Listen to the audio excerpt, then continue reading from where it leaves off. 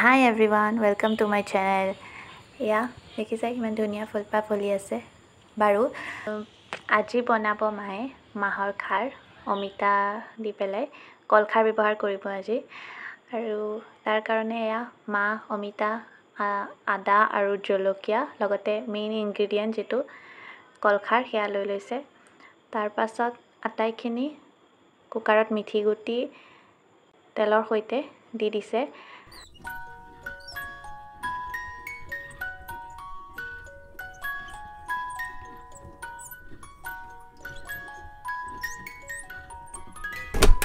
আৰু লগতে জোখমতে নিমখ দি দিব আসলতে তেনেই সহজ হয় ইয়া বনাবলে আৰু খাবলেও বহুত বেছি ভাল হয় মোৰটো ফেভৰেট হয়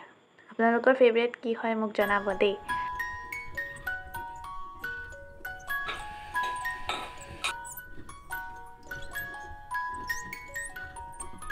নিমখখিনি দিয়াৰ পাছত কলখাৰ দিব কলখাৰ দিয়াৰ পাছতো আটাইখিনি ধুনীয়াকৈ মিহলাই দিব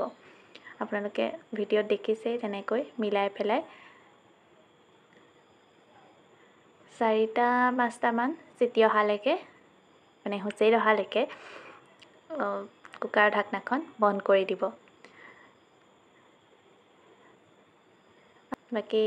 আমাৰ খাৰ প্ৰস্তুত হৈ গ'ল আৰু শেষত মায়ে কেঁচা তেল অকমান ওপৰত দি দিছে গোন্ধটো বোলে ভাল হয় আৰু আমাৰ খাৰ পৰিবেশন কৰিবলৈ ৰেডি হৈ গ'ল আমি এনজয় কৰোঁ দেই আৰু আপোনালোকে জনাবলৈ নাপাহৰিব যে আপোনালোকৰ প্ৰিয় খাদ্য কি হয় বাকি ভিডিঅ'টো চাই যদি ভাল পালে তেন্তে চেনেলটো সাবস্ক্ৰাইব কৰি থৈ যাবলৈ নাপাহৰিব অন্য এটি ভিডিঅ'ৰ পুনৰ লগ পাম Thank you. Bye bye.